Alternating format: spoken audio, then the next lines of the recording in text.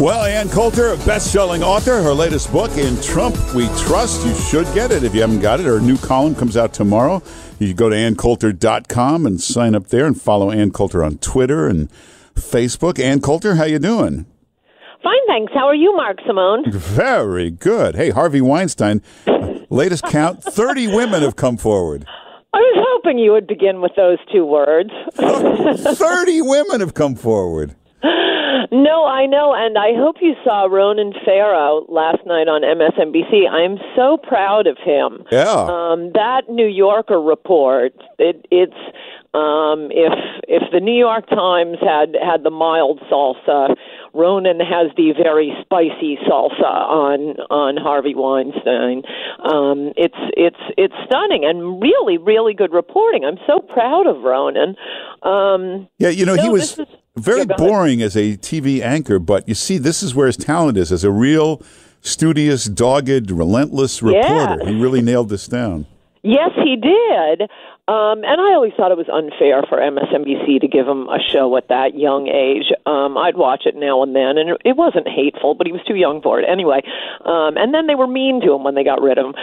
He indicated, incidentally, they were mean to him again, that this was, I think, originally he obviously wasn't going to, or maybe wasn't allowed to, defame NBC, for whom he is still a contributor. But it was their story. He did it for them, and the reporting held up. That wasn't the problem. NBC refused to go with it. Well, NBC is business partners with Harvey on a number of projects. Oh, come on! NBC Universal, they make movies together. He supplies TV for them, Project Runway, for example. So yeah, and somehow whomever does Access Hollywood managed to illegally leak a hot mic tape of Trump, which is, one of the great things that about Ronan's interview last night was he was actually talking about this case, as opposed to every other discussion I've heard on TV about these really stunningly detailed and disgusting allegations, which is to immediately spend the segment talking about Roger Ailes, Bill O'Reilly, and Donald Trump. Yeah. No, this stuff is pretty bad. Hey, the other good news, as long as we have you here, Megyn Kelly, ratings down 32%. How about that? Your Twitter feed is so hilarious. I'm friends with her, but your tweets have been hilarious. I will say the only thing you didn't see the latest I just sent. Well, the only thing it's too early for me anyway. But her show. The only thing I will say, and bringing it right back to Harvey Weinstein, you'll notice. Well, apparently the show is so bad, even Harvey Weinstein closed his robe. But I didn't say that. Oh, I hate Catskills humor. Anyway, Lauren Sivan. She's a local reporter out in L.A. She used to do the overnights at Fox News. Well, for years now. Do you actually know her? Yeah, we're friends. So she's told the story, her name has come out now, about being cornered in a hallway at a restaurant by Harvey Weinstein, and he masturbates into a plant, and she's kind of trapped there, just standing there twiddling her thumbs, goes back up, and the next day he calls her and says, I had a great time last night. Oh, I didn't know that part. Yeah. Well, the point is... We've heard this. She's told us this story in bars. Really? If you know Lauren at all, she is very smart. She is very funny. In the bar version of the story, it's hilarious. She's not the victim. Harvey Weinstein is the victim. He comes across as a ridiculous character with her rolling her eyes, and we're all screaming with hilarity about it. She goes on the Megyn Kelly show to talk about it, and it's something about that Barbara Walters interview style. Yeah. How did you feel? I was so appalled. Suddenly, Lauren has been switched to the victim here. I mean, in a technical sense, she is. Don't get me wrong. But her version of it was, I would say, to use modern feminist lingo, much more empowering. The bar version is a lot funner. Hey, but I never knew this, that he called the next day like it was a great time and let's go out again? I know. That's what I mean. Her real version is funny. It wasn't weepy, I felt degraded. Well, I can't believe Megyn Kelly would deliberately sensationalize something. This is not the Megyn I know. Sensationalizing, and I didn't see it. I just saw some clips of Lauren talking about it. It's just, this emoting, this girly thing where we always have to be the victims. Incidentally, I just, when I was making my coffee before, so I could be perky talking to you, Mark, I heard some woman on, I think, MSNBC talking about the Weinstein thing, and it's always been a really big thing with the feminists that this isn't about sex, it's about power, which, I'm fine with. I never really understood what difference it makes. It's still disgusting and gross. For me, it's about the sex. You can have the power. Right.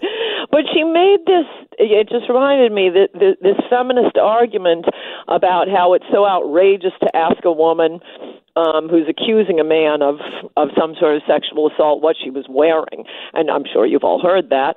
In some circumstances, I would agree with that. But she compared it to no one asks a robbery victim what he was wearing. Well, yeah, but we do ask what neighborhood he was in, what he was doing, whether he was flashing his wallet around, whether he was drunk. These are normal questions in the sense that, as a potential victim, you want to know, don't do these things. It's an amazing story, and I think this is only the tip of the iceberg. There's more coming, and there's more names, other producers coming soon. Well, I hope so, and I hope the names come out, and also the protection racket comes out. That's what's really so. I mean, contrary to Roger Ailes, Bill O'Reilly, Donald Trump, you accuse a conservative, and no one's going to look deeply into the story. Yeah. Remember those three batty women who came forward toward the end of the 2016 campaign against Trump? Lots of people and women who have worked for Trump organizations. I know them, including a really hot makeup artist.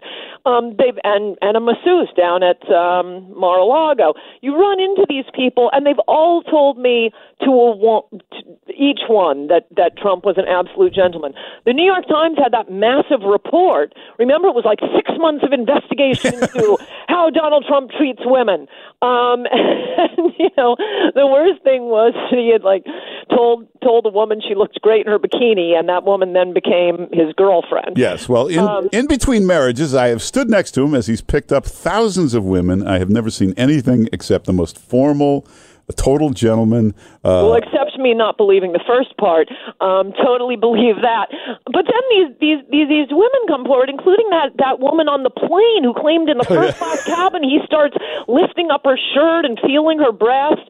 And there was another guy on the plane. I mean, Donald Trump has been a well-known person for a while who said, I was sitting there. This didn't happen. Okay, that's one of the claims that MSNBC and CNN are all talking about whenever, yes, but Donald Trump, he's been accused too.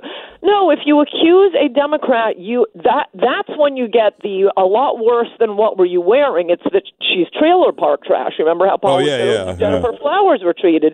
You accuse a conservative, and you're Joan of Arc. So obviously there are going to be more false allegations against conservative men, while there's an entire protection racket well beyond the organization itself for a man like Bill Clinton or Harvey Weinstein.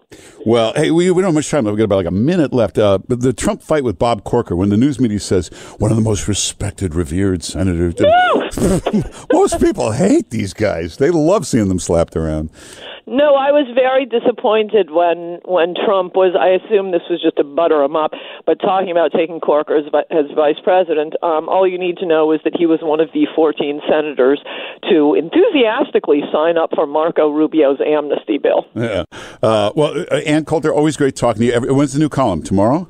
Tonight for the truly assiduous Ann Coulter readers, and tomorrow in most places. Well, go to AnnCoulter.com. Follow Ann Coulter on Twitter. Make sure you follow her on Facebook. Get her book, In Trump We Trust. Excellent book. And Ann Coulter, thanks for being with us. Good to talk to you, Mark Simone. Bye-bye. All right, take care. We'll take some